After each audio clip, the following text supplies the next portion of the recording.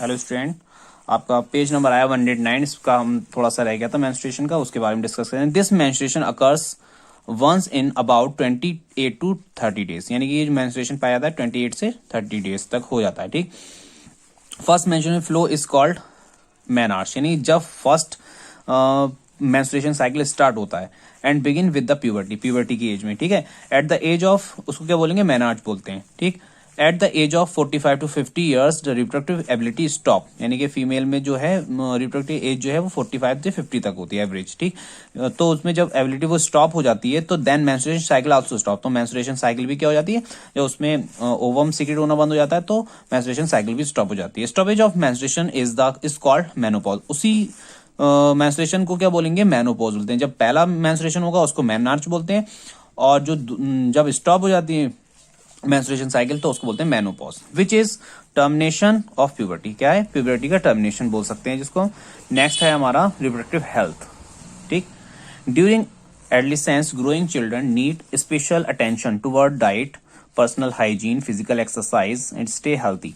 यानी कह रहा है कि ड्यूरिंग एडोलेसेंस के दौरान जो है ग्रोइंग चिल्ड्रन, जो बच्चे बढ़ रहे हैं, नीड स्पेशल अटेंशन। क्या होता है, उन्हें स्पेशल अटेंशन चाहिए होता है, जैसे कि डाइट अच्छी मिलनी चाहिए, पर्सनल हाइजीन अच्छा हो उनका, ठीक, और फिजिकल एक्सरसाइज होनी चाहिए, तब वो क्या रहेंगे, स्टे हेल्थी रहेंगे। नीड ऑफ एडोलेसेंट, एडोलेसेंट की जो नीड है यानी कि उसकी जो आवश्यकता है उसके बारे में देखते हैं हम।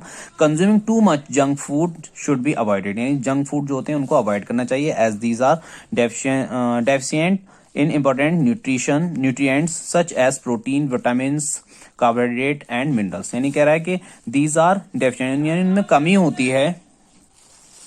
जो ये वाले फूड है उसमें सब में क्या होती है, जंक फूड में कमी होती है, इन चीज की कमी होती है, न्यूट्रिएंट्स की, प्रोटीन है, विटामिन है, कार्बोहाइड्रेट है, मिनरल, ये सब चीज नहीं होती उसमें। ठीक, जैसे कि वो जब ग्रोथ करती है बॉडी, इन सब चीजों की सबसे ज्यादा जरूरत होती है। ठीक, milk, green leafy vegetable and fruit for some example of food stuffs that are good for adolescent, यानी एडोलेसेंट में ये चीजें खाना कितनी बहुत ज्यादा जरूरी है, बहुत आवश्यक है। इनमें सब चीज मिलती है, विटामिन है, कार्बोहाइड्रेट है और आपके प्रोटीन है, सब चीज अच्छी मात्रा में मिल जाती है। ठीक, वैसे तो सभी को ऐसी फूड खाना चाहिए, अपना न्यूट्रिशन अच्छे से लेना चाहिए सबको। ठीक, अब बात करते हैं हम पर्सनल हाइजीन की। पर्सनल हाइजीन क्या है, देखिए personal hygiene is also very important during adolescence. Adolescence में पर्सनल हाइजीन जो है वो बहुत जरूरी है। Take bath daily at least 1 day, यानी 1 डे में, एक दिन में जरूर एक बार नहाना चाहिए। Teenagers and adult should be particular about bath since sweat to save may make body smell bad, यानी कि teenagers and adult should be particular about bath since sweat to save may make body smell bad, यानी कि क्या होती है, body में बहुत ज्यादा पसीना आने, वर्कआउट किया, पसीना आया बहुत ज्यादा, तो स्मेल बैड मतलब स्मेल बैड आने लगती है उसमें। तो sweat is also a good about for the germs, तो क्या होता है, स्वेट जब आता है तो वो also good about for the germs causes various disease, यानी कि क्या होता है, उसमें जब पसीना आता है तो उसमें जर्म्स भी होते हैं बहुत सारे। ठीक, जर्म्स की वजह से क्या होता है, डिसीजेस भी हो सकती हैं। Use clean toilet for defecation, यानी कह रहा है कि यूज क्लीन टॉयलेट, यानी कि कोई भी अगर जाए तो आप यूज करें, अगर जब भी यूज करें टॉयलेट तो बहुत क्लीन यूज करना चाहिए। ठीक, पहले भी क्लीन हो और फिर बाद में भी, यूज करने के बाद में भी क्लीन छोड़िए उसको। ठीक, नेक्स्ट आया फिजिकल एक्सरसाइज। फिजिकल एक्सरसाइज यानी हमारी बॉडी की जो फिजिकल एक्सरसाइज होगी। Exercise and outdoor games keep the body fit and strong, यानी एक्सरसाइज, आउटडोर गेम्स खेलें आप, जो मेहनत का गेम खेल है, यानी कि आउटडोर गेम में मैदान में जो खेले जाएंगे वो गेम खेलें, उसमें एक्सरसाइज अपनी बॉडी की अच्छी होगी, फिट होगी, आपकी बॉडी स्ट्रांग होगी। Rope skipping in one of the good exercise for girls and boys, boys और गर्ल्स के लिए रोप स्किपिंग जो होती है, रस्सी कूदना, वो बहुत ज्यादा क्या है, अच्छी एक्सरसाइज है। Walk and breathing fresh air for is good for health, यानी कि वॉक करना, सुबह में टहलना बहुत जरूरी अच्छा है, कि फ्रेश एयर को लेना तो हेल्थ के लिए बहुत अच्छा है वो। नेक्स्ट आया no drug and no smoking, यानी कि जिस चीज को मना किया गया है तो उसके बारे में देखते हैं। Drug are bad not only for health but for intelligence also, यानी कि ये जरूरी नहीं है कि जो ड्रग है वो सिर्फ खाली आपके हेल्थ पर असर डालेगी, वो आपके इंटेलिजेंस पे भी असर डालेगी।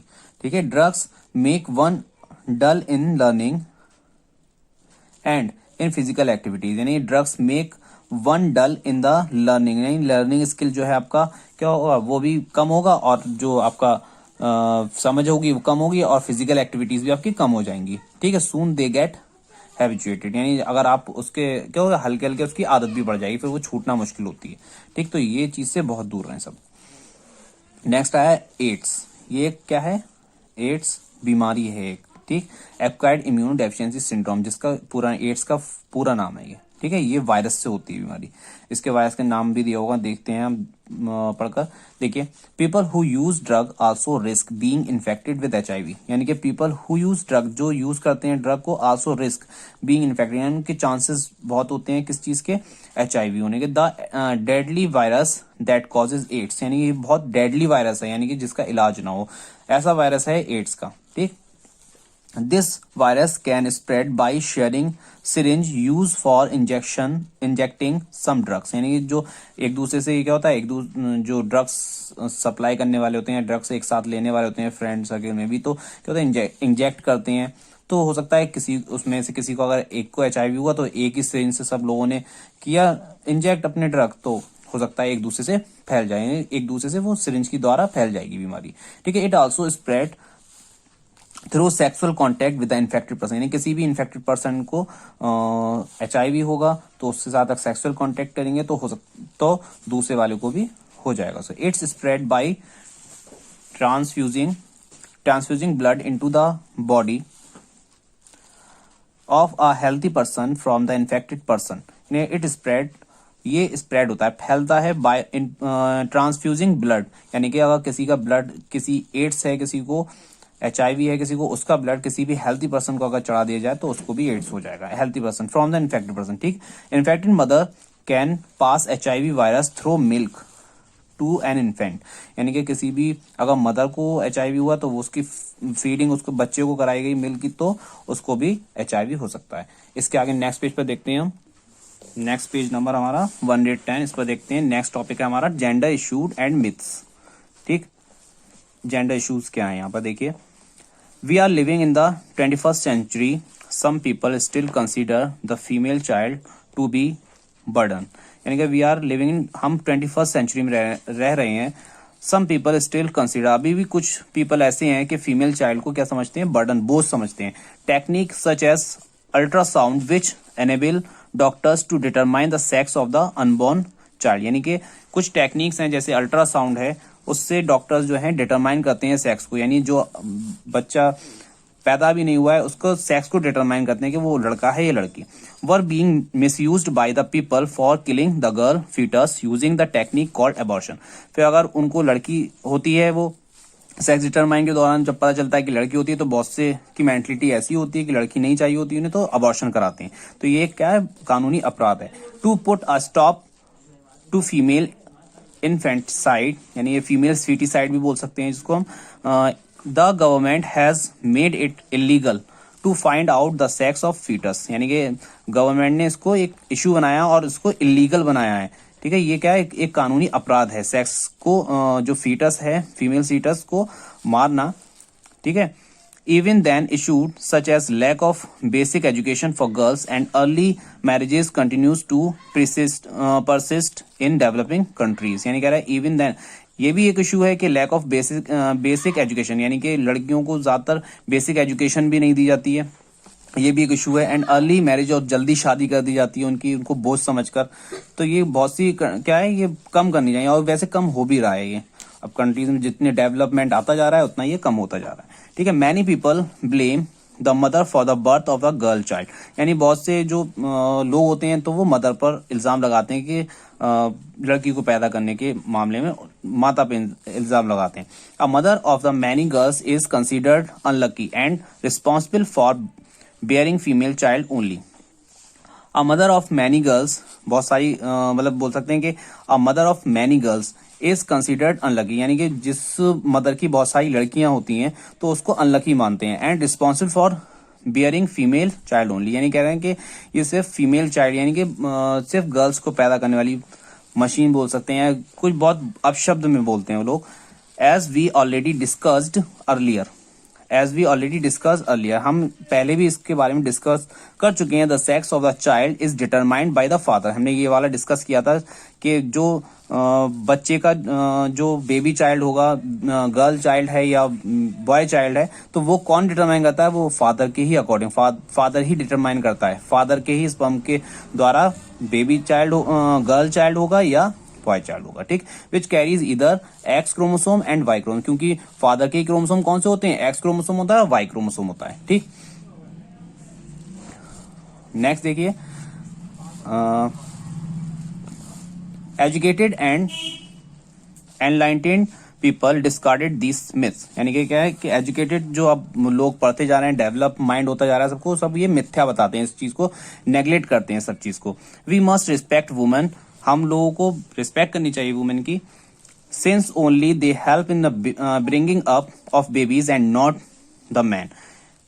ये कह रहा है कि we must respect women since only they help, ये वो ही सिर्फ ऐसे हैं जो ब्रिंगिंग अप कर सकती हैं, यानी कि पालन पोषण जो बेबीज का है, जो कि बड़ा बन के आदमी बनते हैं या जो भी बड़े होके बच्चे सबसे पहले परवरिश किससे पाते हैं, मदर से ही पाते हैं, तो वो एक फीमेल है, तो फीमेल की हमें वुमेन की क्या रिस्पेक्ट करनी चाहिए। Women have been able to do better than man in every field of life, यानी कि women have been able to do better than man, यानी कि एक जो फीमेल है वो एबल है किसी भी मेल की लाइफ को बेटर बनाने में, ठीक है।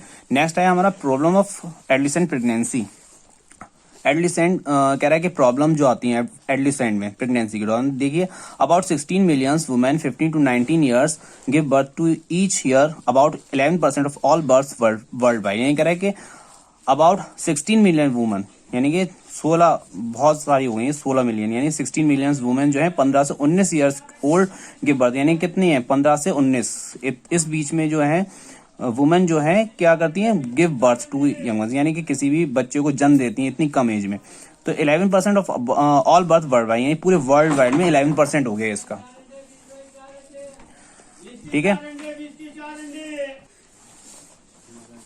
ठीक है। फिजिकली अब कह रहा है since girls are not physically and mentally prepared for motherhood at the such early age, यानी कि ये एज जो 15 to 19 है कितनी कम एज है, इसमें जो गर्ल्स होती हैं प्रिपेयर नहीं होती हैं फिजिकली भी और मेंटली भी कि वो मदर बन सकें, ठीक। This type of pregnancy is dangerous to both the mother and the child, इस टाइप की जो प्रेगनेंसी होगी कम एज में, अर्ली एज में जो प्रेगनेंसी होगी वो बच्चे के लिए और माँ के लिए दोनों के लिए डेंजरस है। Educational levels for girls have risen in most countries, यानी कि बहुत सी कंट्रीज में जो एजुकेशन लेवल है गर्ल्स का वो बढ़ाया जा चुका है, ठीक। Can job opportunities have expanded, और जॉब अपॉर्चुनिटीज भी बहुत अच्छी मिली हुई है। Low education level are closely associated with early child bearing, यानी कि जल्दी से जल्दी इसका लेवल जो है कम करना है, एसोसिएट करना चाहिए, यानी कि कह रहा है कि जो लो एजुकेशन थी अब तो बहुत बहुत हाई एजुकेशन पे पहुंच चुकी हैं वीमेन भी, और कई मैन से भी बेटर बन चुकी हैं, ठीक है। तो इस तरीके का ये आपका चैप्टर कंप्लीट हो गया, और इसके आगे नेक्स्ट चैप्टर हम नेक्स्ट वीडियो में डिस्कस करेंगे।